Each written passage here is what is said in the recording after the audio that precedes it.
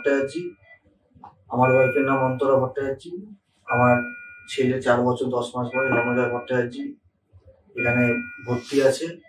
ওর মাথায় ইনফেকশন হয়ে গেছিল, মাথায় পুঁজ জমে গেছিল, ওর যা কন্ডিশন হয়ে গেছিল খুবই খারাপ হয়ে গেছিল। সব ডাক্তার যেখানে উল্টো পাল্টা কথা বলছিল সেখানে এখানে প্রদীপ পাল স্যার ডাক্তার এবং রোহিত মিশ্রা স্যার দুজন ভগবানকে পেয়ে আমার ছেলেকে যে আমি আবার ফিরে পেয়েছি, এইটার জন্য ওনাদের দুজনকে আমি অসংখ্য ধন্যবাদ জানাই যে আমার ছেলেকে আমার কাছে ফিরিয়ে দেওয়ার জন্য।